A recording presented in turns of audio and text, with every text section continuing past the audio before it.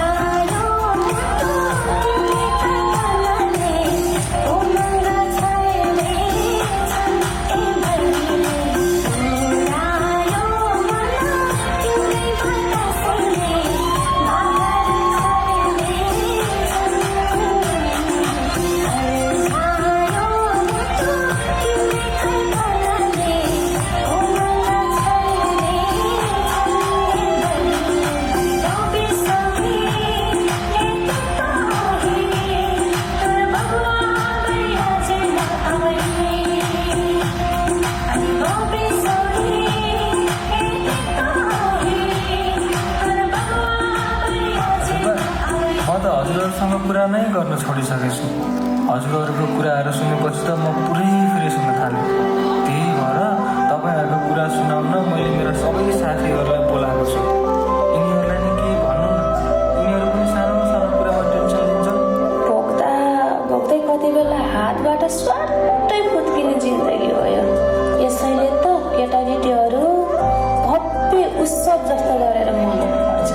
योदेखि डराउने त्योदेखि डराउने, त्यसले के भन्ला उसले के भन्ला त्यसले के सोच्ला। यो बुढी हजुरआमा गाउनुभन्दा कसैले केही भन्दैन। यस्ता साना साना कुरा सोचेर डराएर बाँचे जिन्दगी जहाँ भने के जिन्दगी। जवान मान्छे त झन् साहसी अँटिलो हुनुपर्छ, फुर्तिलो हुनुपर्छ, खुलेर जिउनुपर्छ। नत्र त जिन्दगी त्यही के गीतै ढले ढले ढले ढले भने जस्तै ढलेरै सकिन्छ।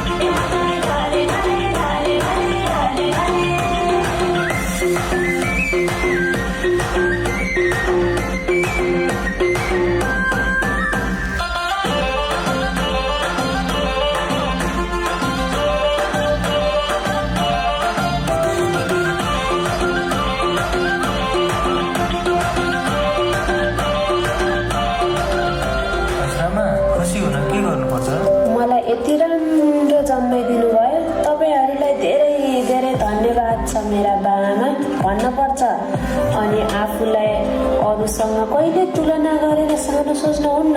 सबको आफ्नो आफ्नो कर्म हुन्छ, सबको आफ्नो मेहनत हुन्छ, सबको आफ्नो आफ्नो भोगाइ हुन्छ। त्यही भएर आफूले जानेको काम चाहिँ त्यसलाई एकदम उत्कृष्टसँग गर्नुपर्छ। अनि म पनि हेर्छु कसरी चाहिँ दुखी हुँदो रहेछ तिमीहरू, अनि मान्छे चाहिँ चिन्नुपर्छ है।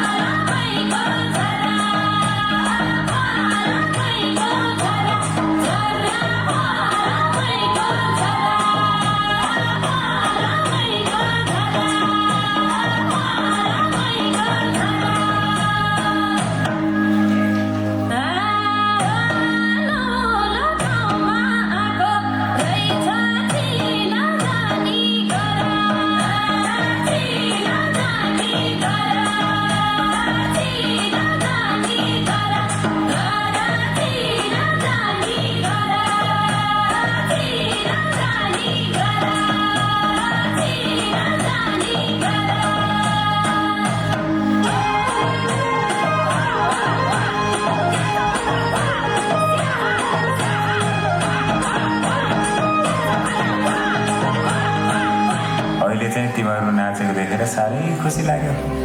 भन्नेले ठिकै भनेर हो, जसले नाच्न जान्छ त्यसले बाँच्न जान्छ। यिनीहरूले त नाच्न जानिसके, बाँच्न पनि जानिसके। अब तपाईँहरू पनि त्यही कुर्सीबाटै उठेर भए पनि, हात उठाएर भए पनि नाच्ने हो कि? आउँदैन नभन्नुहोस् है, यिनीहरूले सिकाउँछन्। अनि यिनीहरूले जे गर्छन् तपाईँहरू पनि त्यही गर्नु न। मैले अघि भने नि, नजाने सिक्न पर्छ। ल, जसले नाच्न जान्छ त्यसले बाँच्न जान्छ। पड्काइदिएको त्यो माडल